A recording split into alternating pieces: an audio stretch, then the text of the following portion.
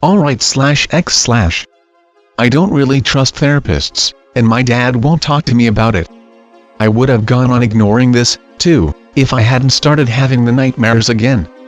I need to get this off my chest, and maybe find some closure. I'm not going to green text everything, but a lot of it will be. I'm pre-typing this in Notepad, and just trying to stay cohesive. I live in the high desert of Oregon. I won't go into any more specifics, for obvious reasons. There's 3 characters to this story. Me, my dad, and a friend from soccer, Nick. I'll include some pics as they become relevant of similar places in the Badlands, from Google.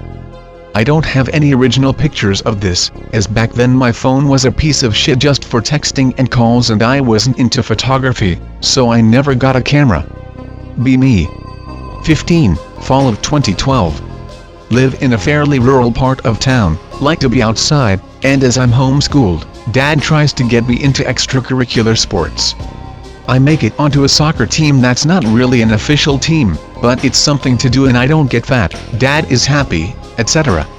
Make a friend, great forward, his name is Nick. I'm not changing his name because Nick is a fucking common name and I'm bad at making new ones. There's somewhere around 80 Nick people in that town anyways.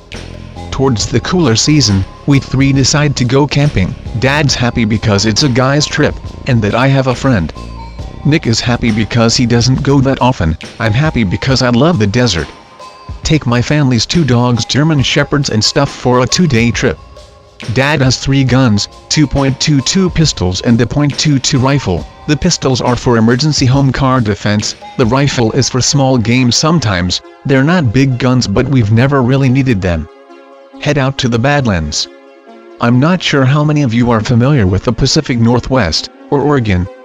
It is mostly rainy, wet, green, mossy, lush, you name it. However, smack in the lower half of Oregon, there's the Badlands Wilderness. The Badlands is fucking intense. Hot as hell in the day, cold as balls at night, and it never really changes by season, just gets colder or hotter. I won't get into the dangerous desert electrical storms. It's full of brush, rock, and thousands of acres of endless sand and short scrub trees, and dead wood. It's like a graveyard, most times, because of all the bones and shit out there. I love it still, even after this, but it's a really, really harsh place to the unprepared. We have hikers die out there yearly just from weather. A decent amount of it is hiking trails, own land, etc. But the vast majority of it is undeveloped wasteland.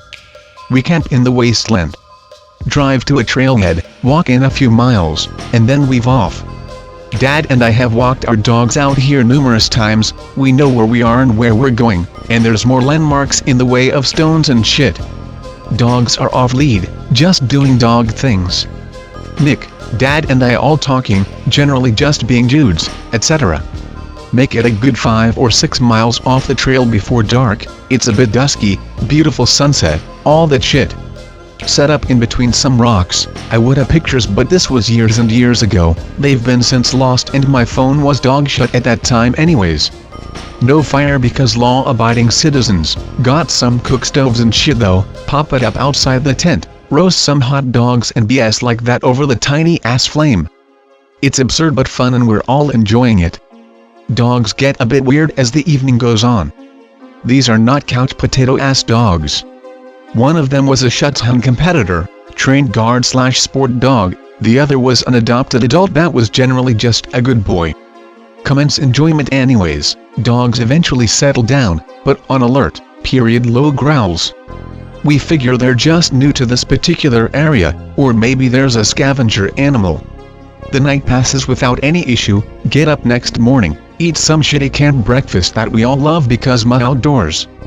Dad takes a nap, keeps the .22 pistols but gives Nick and I the .22 rifle. I'm responsible enough to handle it and Nick's not a total retard. Maybe we plink some rabbits or some shit, we think, but really we're just taking paw shots at dead trees and rock formations like retards, squeezing off shots and playing around with the scope. Neither of us are a bad shot, and we're just out exploring and being 15 and 16-year-olds, basically. We have compasses and packs and like I said neither of us are full potato. I'll cut the green text for a bit more of a description for this place. It's about a mile north of the broken rock formation where we were camped, across some flat nothingness. It's a small grove-esque clusterfuck of rock chunks and dead trees, maybe a living juniper or two. Not big, not thick, more spread out than lush. Enough clustered to be shady and notably a bit of an oasis from the waste.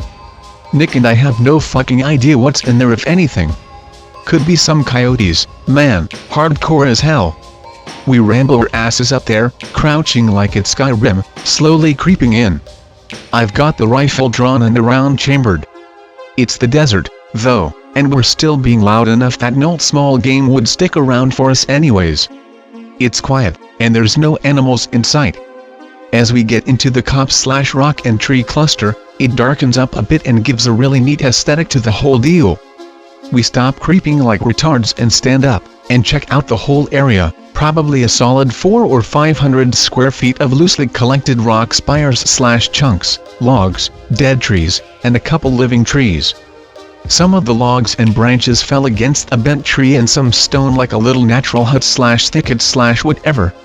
There's a bunch of bones and collected detritus inside, nothing artificial, but there's some stiff, long dead and dried animal hide scraps. The sand is dark, just general appearances of being a den of sorts. Nick's interested and I'm not too fazed as this isn't my first time outdoors nor in the Badlands. You get piles of animal bones pretty often if you're looking several miles out. Coyotes just gnaw the fuck out anything dead and leave them in piles. Den smells like a fucking garbage heap mixed with sulfur, absolutely atrocious. We BTFO from that noise after the smell hits us. Continue to inspect the grove and from now on in the story I'm calling it the grove. There's a climbable tree, technically most of them are but this one's the most sturdy looking. The problem with Badlands trees is that they're incredibly fragile and breakable, given that even when they're alive, they're very dry.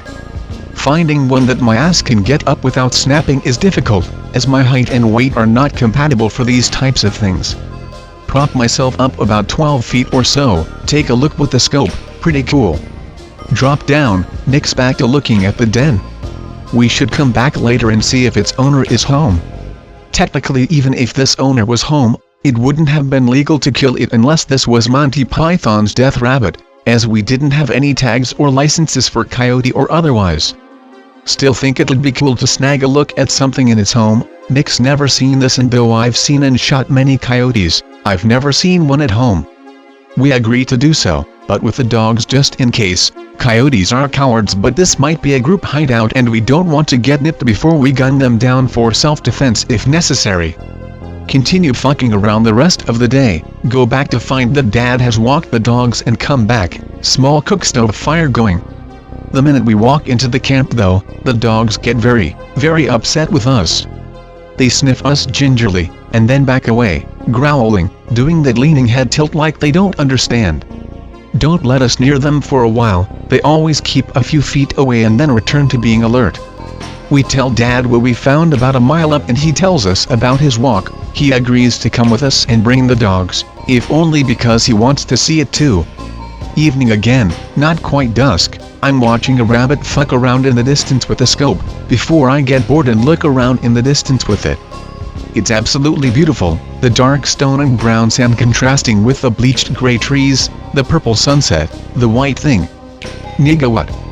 Swing the scope back to the white thing, which was previously perched, to my knowledge, on one of the stones in the distance. It's gone now, but I would have bet money on it. Pausing green text again for this preliminary description. I didn't really see it too well the first time, on the rock, but it was crouched, either quadrupedal and standing or bipedal and sitting with its arms and hands on the ground. It wasn't especially big at first, but that may have been the distance. Bleached white like a bone, not really much detail at the range I was in. Continue observing for the white thing, maybe it's a pale coyote or something else, but don't catch a glimpse of it. Based on where I saw it, it was maybe directly or slightly off-kilter to our west. Asked Dad if coyotes can be albino. Basically get a response of yes you fucking retard aren't you in school. Shrug, call it an albino coyote and forget about it. Fast forward through some idiot shenanigans and conversation to true dark. Laying in tent, dogs inside with us. Suddenly the younger one goes berserk, a few seconds before the other one joins in, making jerks between sides of the tent, which is relatively large to service 3 men and 2 dogs, just pacing around it, growling, barking, hackles up. They look like monsters.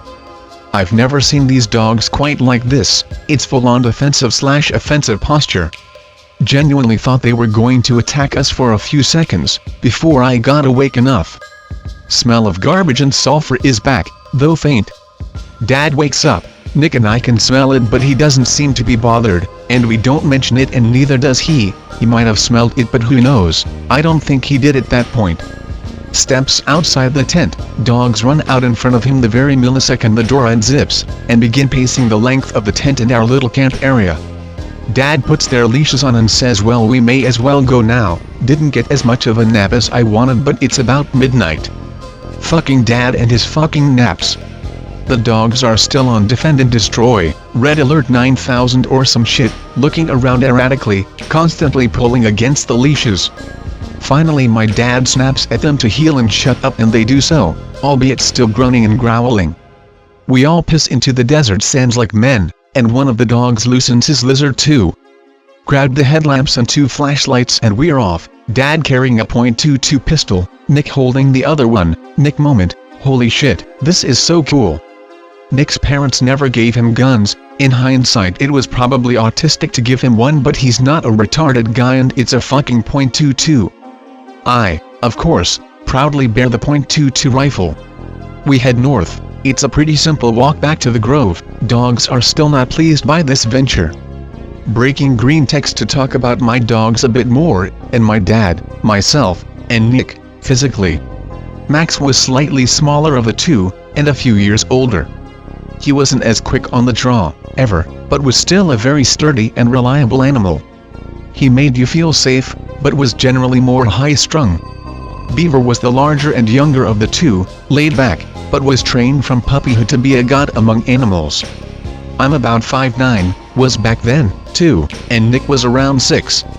We were both fit from soccer. Dad's about 5'11" and didn't age the best, but was still muscular. Everyone gets a puppy. Max seems the most irritated, constantly breaking focus to bark once or twice before hushing on his own, and Beaver is a silent asshole, minding the leash but on tenterhooks of aggravation. We get to the grove and the garbage/burn smell is about 3 times as bad as when we were there the first time. The dogs straight up refuse to go in. Like, they actually refuse. They dig their heels in and Max begins growling and staring, before lurching back and forth as if unsure if he wants to bum rush the grove or stay put. Dad sighs and looks around. We can't leave them on their own because it's the desert in the middle of the night, but Dad doesn't want us out here alone. Oh, we can run in on our own and check. You're only a few hundred feet away anyways.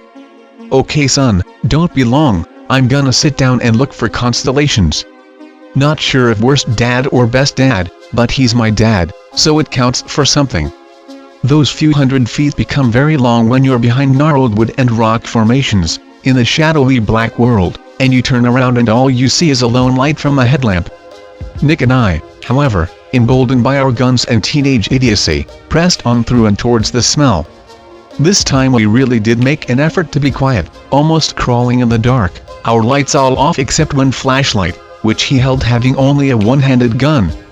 Behind the beginnings of the grove, however, that teenage strength began to fail me just a little.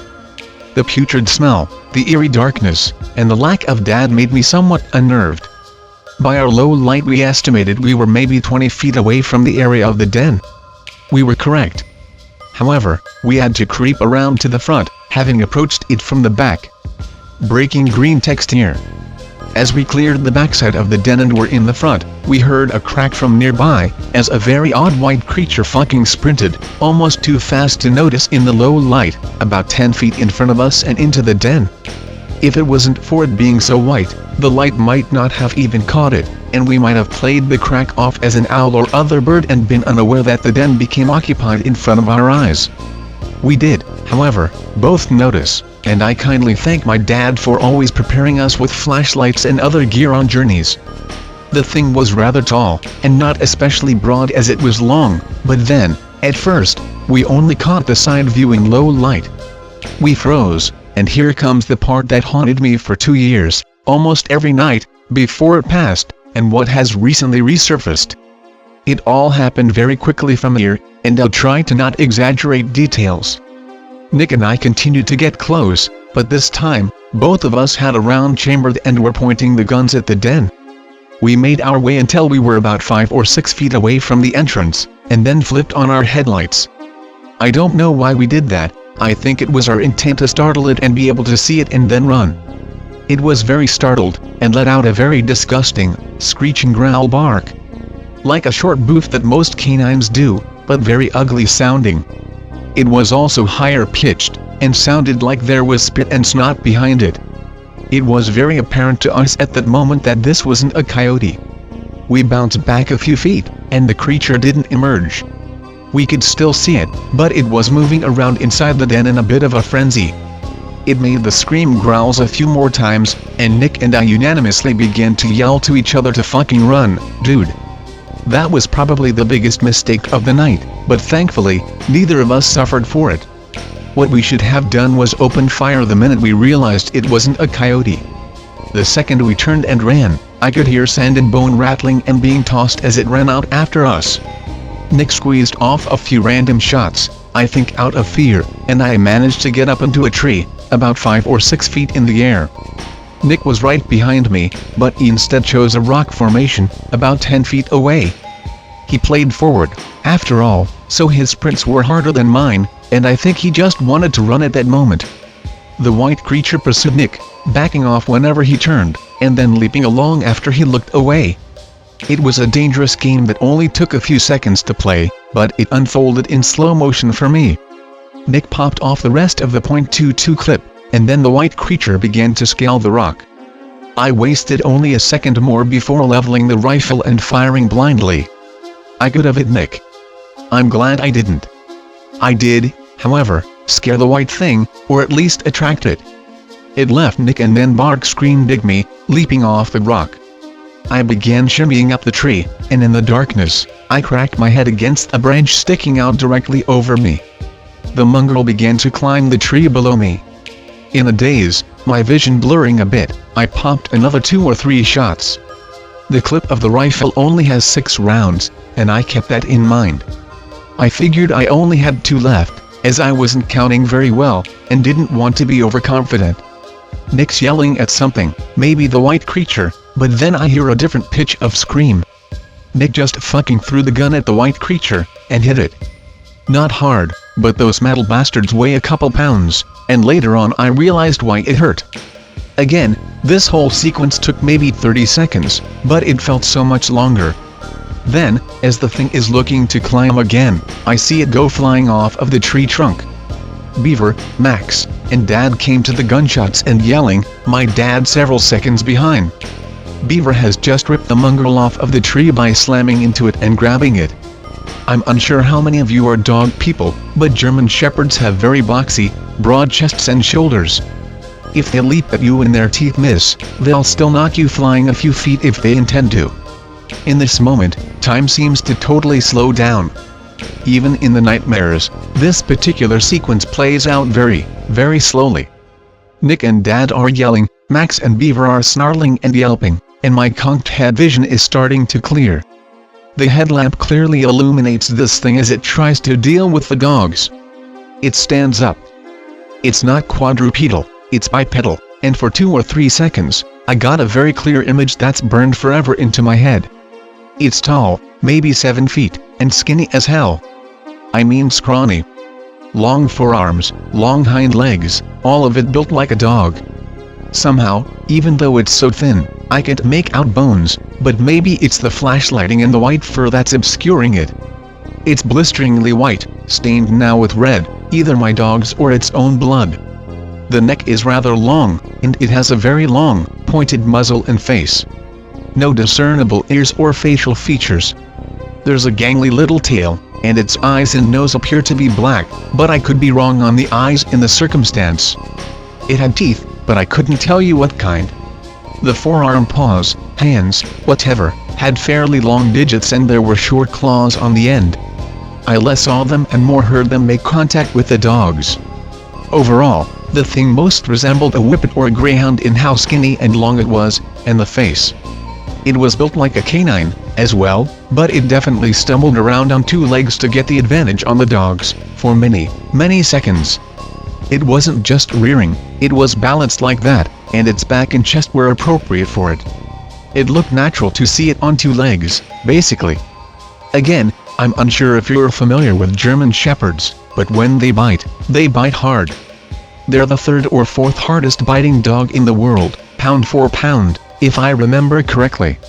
When they bite down, they don't let go. Beaver, at least, had some great purchase on this thing's arm, and I heard a loud crack and the most horrific bark scream released. Max was just snapping and ripping into whatever he could grab, I think. Dad didn't shoot. I don't think he wanted to hit the dogs, and I didn't either, so I didn't waste my shot. The dogs did good work, and I don't think this monster even wanted to fight, but we walked up on its house in the middle of ass-fuck nowhere. I hear a more normal yelp and Max's head gets drizzled in blood. The ugly thing flails and Beaver drops a few feet to the ground, as it had been swinging the dog a bit. It screamed again and then spreaded on its hind legs, and I lost sight of it after it left the grove. This is where the nightmares ended, at least. Max's ear had a hole in it, towards the middle, and had likely been bitten. It bled a lot but was minor, and he's had far worse. Beaver was unscathed. Thankfully, overall, none of us were really hurt. Blood was all over the clearing, and in both dogs' mouths. I crept down from the tree, and Nick got off the rock spire. I landed on the .22 handgun, where it had been thrown and knocked into the mongrel. Picked it up, shoved it in my pocket, and ran to my dad, too scared to cry. Nick was shell-shocked, as well. The dogs gave pursuit but my dad called them back. None of us said anything, really. We walked back to the campsite. I don't remember ever putting the rifle down, and Dad still had a fully loaded gun. The dogs were still aggravated, but seemed quieter, as if they believed the fight was over. We all stayed awake, sitting outside of the tent, my dad and I clutching guns, Nick just staring. Come dawn, we packed up and marched out, still not talking about it. When we got back into town, my dad looked at us in the back seat and said it was some kind of diseased coyote, and to not worry about it. We nodded, not really knowing anything else to say. None of us believed it. It was a short encounter, relatively, but we were all scared out of our minds, because that tall-ass white faggot wasn't a damn coyote. Nick and I neglected to really keep in touch when soccer season ended, and by then I had gotten a job, so I didn't sign up again. I tried to bring it up to Dad once but he just shook his head and told me to stop thinking about it. We've never talked about it since. I've been out to the Badlands a few times since then, because I still love it, and my dad has too, having once been a part of search and rescue a few years ago. We've never seen anything, and though we don't mention it, we make a point to never go anywhere within 10 miles of the grove. I would really have loved to not ever think about this again, and for a few years, I haven't. I'm 20 now, and the last 2-ish years, it's mostly faded from memory. But in the past week, the nightmares are resurfacing, likely because of stress from other things in my life, and I need to talk this out somewhere, so I put it here. So that concludes my story, /x/. If anyone has had a similar experience with that white held spawn, or has questions, I'll probably be awake another hour or so. /x/ moves slow, and I'll be back in the thread tomorrow. Beaver's older, but is still healthy, and Max's ear healed fine. He's past elderly now, and missing most of his teeth, but both dogs made it out okay, for those concerned.